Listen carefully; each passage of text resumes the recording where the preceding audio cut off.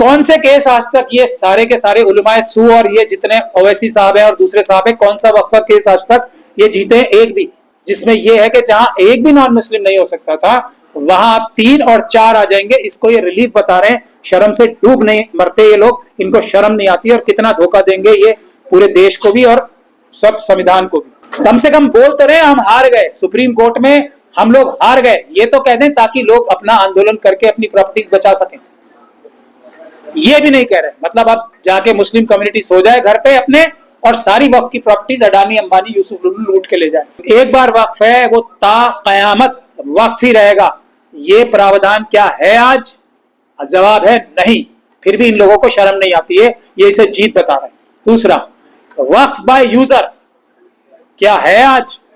जवाब है नहीं। उसके बाद भी ये बेशर्म इसे जीत बताते हैं। प्रोटेक्टेड मॉन्यूमेंट्स जो हैं, जितनी प्रोटेक्टेड मॉन्यूमेंट्स हैं वो सब अब वक्फ नहीं रह पाएंगे, इसको ये जीत कह रहे हैं बेशर्म।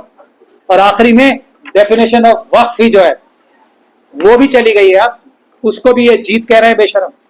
तो मेरा अब ये कहना है, हम तो सीधे सीधे साफ तौर से पहले दिन से बोल रहे हैं कि हमें क्रिश्चियंस के साथ मिलके, सिखों के साथ मिलके, बुद्धिस्ट कम्युनिटी के साथ मिलके हम लोगों को एक आंदोलन करना पड़ेगा। सुप्रीम कोर्ट जो जाएगा किसी भी बड़े मुद्दे पे, वो या तो आरएसएस का एजेंट होगा या उससे बड़ा बेवकूफ आदमी कोई नहीं होगा। सुप्रीम कोर्ट बिल्कुल नहीं जाना चाहिए किसी भी बड़े मुद्दे को लेके। इमरान प्रतापगढ़ी साहब का भी आज पता लग गया, अगर किसी चीज के बारे में मालूम नहीं है तो मुंह नहीं खोलना चाहिए उसके बारे में, लेकिन अगर किसी चीज जो सबसे बुरी चीज हुई है उसकी तारीफ की जाए तो मेरे ख्याल से इससे बड़ा धोखा कोई नहीं हो सकता। अब मैं आपको जजमेंट पढ़ के सुनाता हूं। जब ये लोग सुप्रीम कोर्ट गए थे, याद कीजिए, ओवैसी साहब को, मदनी साहब को, सारी पर्सनल लॉ बोर्ड के सभी मेंबर्स को उन्होंने ये कहा था कि हम इसमें 43 चेंजेस हुए हैं, 43 के 43 को रिजेक्ट करते हैं। इसमें से एक भी प्रावधान ऐसा नहीं है जो वक्फ के हित का हो। ये वक्फ सारे के सारे प्रावधान जो चेंज किए गए हैं ये वक्फ को लूटने के लिए बनाए गए हैं। ये सबकी स्टेटमेंट थी, ठीक है, नहीं थी। अब जब ये फैसला आया तो इसमें हुआ क्या है वो मैं आपको पढ़ के बताता हूं। मेरे बोलने से कुछ नहीं होना चाहिए, आप लोगों को अपना दिमाग लगाना चाहिए और कौन आरएसएस के लोग हैं और कौन आरएसएस के लोग नहीं है ये समझना चाहिए। पैरा नंबर 209 में कंक्लूजन्स आए हैं। इसमें ये कहता है, in totality of circumstances we do not find any case is made out to stay provisions of the entire statue.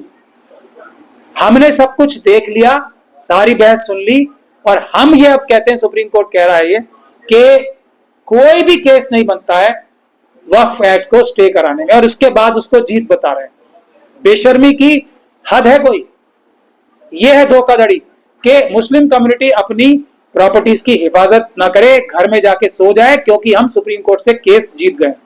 ये है आरएसएस के मेंबर्स का काम, ये है उलमाए सू का काम, और ये है स्लीपर सेल्स जो आरएसएस के हैं कांग्रेस के अंदर, उनका काम। इसके बाद कहते हैं, the prey for इम्प्यून्ड act is therefore rejected. इसीलिए जो आपके जो स्टे मांगा था उसको रिजेक्ट किया जा रहा है। However while doing so, in order to protect interest of all parties and balance equities during pendency of this batch of matters, we issue following directions। अब 3 पॉइंट पे सिर्फ स्टे जो कहा जा सकता है वो कहा जा सकता है। पहला पॉइंट है उसका कि जो 5 साल की एक शर्त थी कि कोई भी इंसान अगर वक्फ की प्रॉपर्टी, कोई भी अपनी प्रॉपर्टी वक्फ करेगा तो उसको ये दिखाना पड़ेगा कि वो 5 साल तक प्रैक्टिसिंग मुस्लिम था, यानी कि वो 5 साल से मजहब इस्लाम का पालन कर रहा था। तो इसको उन्होंने स्टे किया है। स्टे करते हुए क्या कहा है, ये shall stand stayed until rules are framed by state government for providing mechanism for determining question as to whether a person has been practicing Islam for at least 5 years or not। यानी कि rules बनाने हैं सरकार को, सिर्फ rules बनाने हैं ये बताने के लिए कि 5 साल की प्रैक्टिस वाला मुसलमान है या नहीं है कोई। ये इतना भर, और सरकार रूल बनाने में कितनी देर लगेगी? कम से कम बीजेपी रूल्स रखा रहे तो सही ज्यादातर स्टेट्स में, तो कितनी देर लगेगी?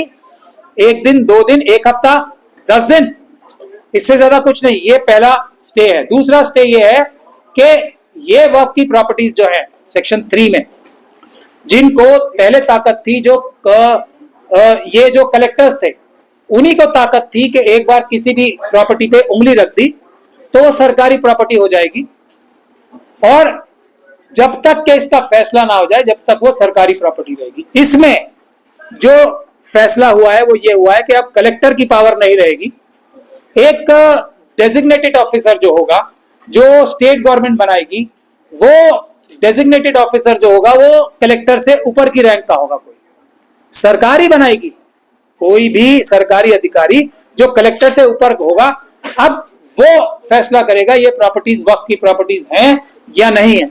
ये चेंज हुआ है, और उसके बाद ये फैसला ट्राइब्यूनल और हाई कोर्ट तक जब तक नहीं हो जाता, जब तक ये सरकारी प्रॉपर्टी नहीं रहेगी, इसका वक्फ का कैरेक्टर बचा रहेगा। इस काम को करने के लिए आप लोगों को पता है कितनी मेहनत पड़ेगी। कौन से केस आज तक ये सारे के सारे उलमाए सू और ये जितने ओवैसी साहब है और दूसरे साहब है, कौन सा वक्फ का केस आज तक ये जीते हैं? एक भी।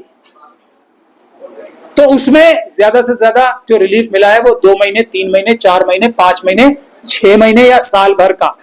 उसके बाद सारी प्रॉपर्टीज सरकारी अधिकारी जैसे आज छीन रहे हैं वैसे ही बाद में छीनेंगे। तीसरा रिलीफ जिसको कहा जा रहा है वो ये कहा जा रहा है कि सेक्शन 13 और 14 सेंट्रल वक्फ काउंसिल में अब 22 में से 4 सिर्फ नॉन मुस्लिम रह पाएंगे, और जो स्टेट के वक्फ बोर्ड्स बनेंगे उसमें 11 में से सिर्फ 3 नॉन मुस्लिम रह पाएंगे।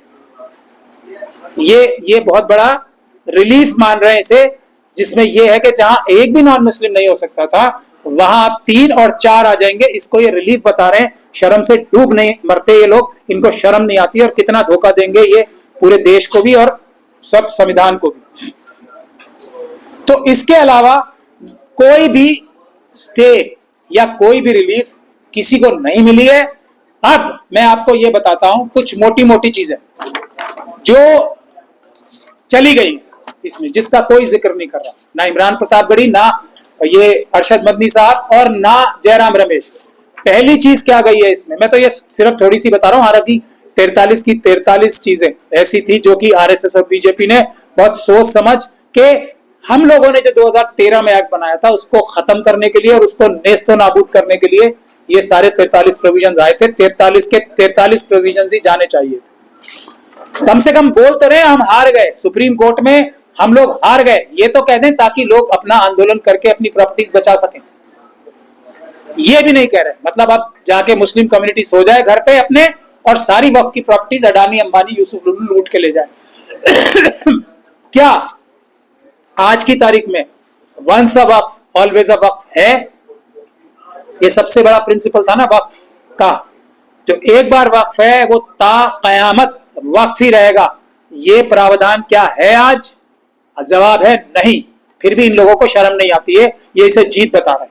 दूसरा, वक्फ बाय यूजर क्या है आज? जवाब है नहीं। उसके बाद भी ये बेशर्म इसे जीत बताते हैं। सर्वे कमिश्नर जो कि एक सीनियर आईएएस ऑफिसर होता था स्टेट गवर्नमेंट का, जो सब लोगों से सबूत इकट्ठे करके किसी प्रॉपर्टी को वक्फ बताता था, वो क्या है आज? जवाब है नहीं। अब कमिश्नर जो वो होंगे ना कलेक्टर्स, वो ही वक्फ का सर्वे किया करेंगे। अब इसके बाद जो सजा होती थी ना, कैदे बामुशक्कत चक्की पीसने वाली सजा, क्या है आज? नहीं। जो अरेस्ट होने का प्रावधान था इसमें, नॉन बेलेबल ऑफेंस था, कॉग्निजेबल ऑफेंस था, जो वो क्या है आज? जवाब है नहीं। फिर भी ये बेशरम लोग इसे जीत बताते हैं। जो ओवरराइडिंग इफेक्ट था कि वक्फ के कानून का सभी पुराने कानूनों के ऊपर वर्चस्व रहेगा, बढ़तरी रहेगी, जो आमतौर पे ज्यादातर कानूनों में ये प्रावधान होता है कि पिछले सारे कानून, क्योंकि पार्लियामेंट को पता होता है कि पिछले कानून ऐसे हैं, तो जो अब का कानून बन रहा है वो उस पर बढ़तरी हासिल रखेगा। वो क्या है? वक्फ के लिए आइडेंटिफाई करके हटाया गया, क्या है? नहीं। फिर भी ये बेशर्म से जीत बता रहे हैं। क्या नॉन मुस्लिम्स जो एक मेन डिमांड थी, वक्फ के अंदर कुछ भी नहीं रहेंगे, क्या है? जवाब है नहीं। फिर भी ये बेशर्म जीत बता रहे हैं इसे। जो इलेक्शन होता था ना वक्फ बोर्ड्स में, चाहे एमपी हो, एमएलए हो, मेंबर ऑफ ये, चाहे मुतवल्ली हो, चाहे बार काउंसिल के मेंबर हो, ये सब इलेक्ट होके आते थे ना। क्या अब इलेक्ट होके आएंगे? जवाब है नहीं।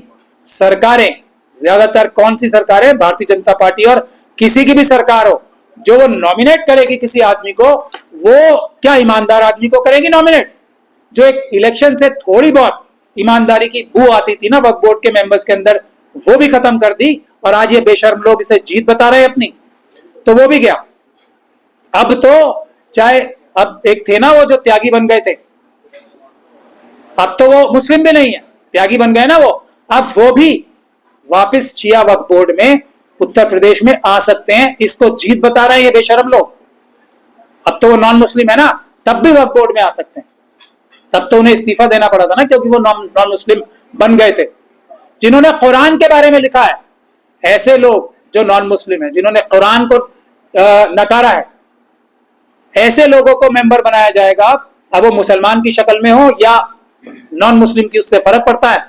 सरकारें बनाएंगी आरएसएस और बीजेपी की, तो अडानी अंबानी यूसुफ लुलू के कहने से ही बनाएंगी। दूसरी गवर्नमेंट्स भी जो बनाएंगी वो बेईमान आदमी को ही बनाएंगी।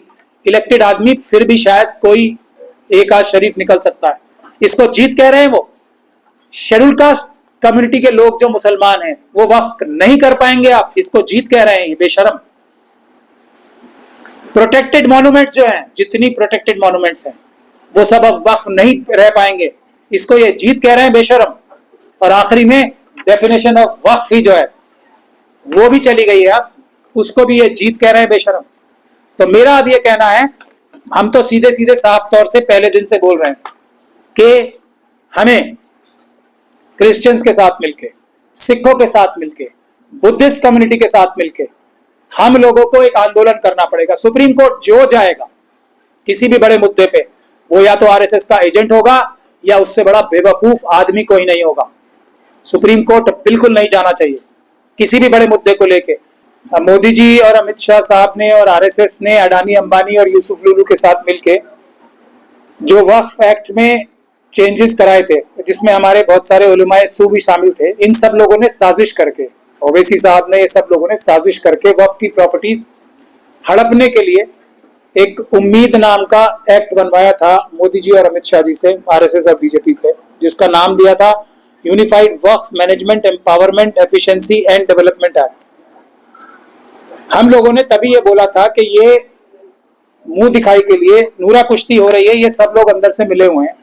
आज वो बात 100% साबित हो गई, क्योंकि जैसे एसआईआर में आप सब लोगों ने देखा ना, एसआईआर खत्म कराने सुप्रीम कोर्ट में गए थे और सिर्फ आधार कार्ड लेके वापस आए और उसको विक्ट्री बता रहे थे। ये सब लोग भी आरएसएस और बीजेपी से मिले हुए लोग हैं, जो एसआईआर की सुप्रीम कोर्ट के ऑर्डर को भी जीत बता रहे थे उसी तरीके से। कि फौरन बाद आज एक और फैसला आया है, जो पुराने वाले 2013 के वक्फ एक्ट को बिल्कुल मिट्टी में और धूल में मिला दिया जिसने, और वक्फ की जितनी भी प्रॉपर्टीज हैं उनके ऊपर बहुत बड़ा खतरा नहीं, खतरा आ चुका है अब।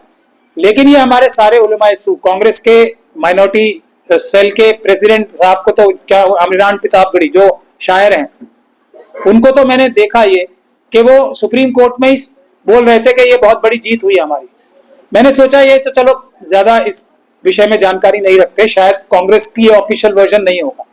उसके बाद मैंने जयराम रमेश साहब, जो कि जिनके लिए मैं सीधा सीधा बोलता ही हूँ, वो स्लीपर सेल है आरएसएस और बीजेपी के, उन्होंने भी ये कहा है कि बहुत बड़ी जीत है ये, जो वक्फ की प्रॉपर्टीज बचाना चाहते थे उनके लिए। मेरा ये कहना है कि इससे बड़ा झूठ और इससे बड़ा फरेब, फ्रॉड कुछ नहीं हो सकता।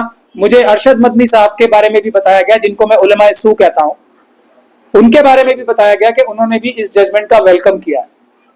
तो ये सारे लोग आरएसएस के ही वर्कर्स हैं, जिनके भी मैंने नाम लिए हैं।